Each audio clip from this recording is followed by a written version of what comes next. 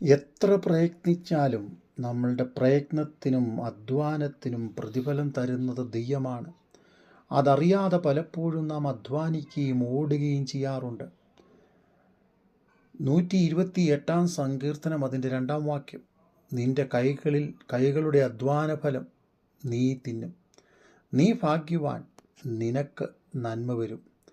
നാം അധ്വാനിച്ചുണ്ടാക്കുന്ന, കഷ്ടപ്പെടുന്ന, പ്രയത്നിക്കുന്ന പ്രയത്നങ്ങളുടെ ഫലം നാമും നമുക്ക് വേണ്ടപ്പെട്ടവരും അനുഭവിക്കണം. അല്ലാതെ മറ്റുള്ളവരിലേക്ക് അത് നഷ്ടമായി പോകുവാൻ ഇടവരരുത്.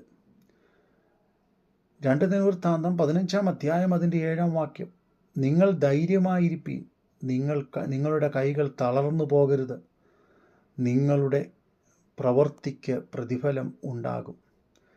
അതെ, നാം എത്ര പ്രശ്നങ്ങളിലൂടെ കടന്നു പോയാലും, നാം എത്ര അധ്വാനിച്ചാലും എല്ലാത്തിനും നീക്കുപോക്ക് തരികയും അധ്വാനത്തിന് ഫലം നൽകുകയും ചെയ്യുന്നത് ദൈവം മാത്രമാണ്.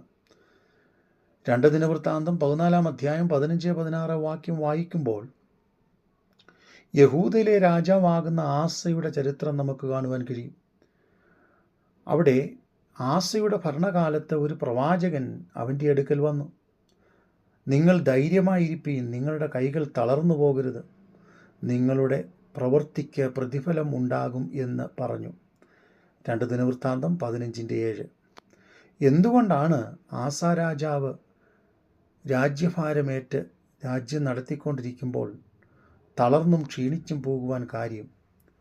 ഒന്ന്, ആദ്യത്തെ ചില നാളുകൾ കഷ്ടത്തിൻ്റെയും പ്രയാസത്തിൻ്റെയും നാളുകളായിരുന്നു. 2, കർത്താവിന് വേണ്ടി ധൈര്യപൂർവ്വം പരാക്രമത്തോടും ധീരതയോടും നിന്ന നാളുകളായിരുന്നു പിന്നുള്ള കാലം.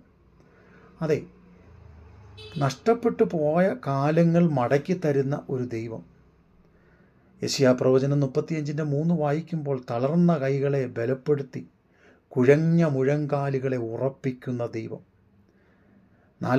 യെശയ്യാവ് 40:29, അവൻ ക്ഷീണിച്ചിരിക്കുന്നവന് ശക്തി പകരുന്നു, ബലമില്ലാത്തവന് ബലം വർദ്ധിക്കുന്നു. അതെ, നമ്മളുടെയും ജീവിതത്തിൽ നാം തളർന്നു പോകരുത്. നാം ദൈവസന്നിധിയിൽ ഏകാഗ്രതയോടും നിഷ്കളങ്കതയോടും ആത്മാർത്ഥതയോടും കൂടെ ജീവിക്കുക. 2 ദിനവൃത്താന്തം 16:9, യഹോവയുടെ കണ്ണ് തങ്ങൾ ഏകാഗ്രചിത്തന്മാരായിരിക്കുന്നവർക്ക് വേണ്ടി തന്നെത്താൻ ബലവാനെന്ന് കാണിക്കേണ്ടതിന് ഭൂമിയിലൊക്കെയും ഊടാടിക്കൊണ്ടിരിക്കുന്നു. അതെ, നാം ധൈര്യമുള്ളവരായി, ഏകാഗ്രതയുള്ളവരായി, പ്രതീക്ഷയുള്ളവരായി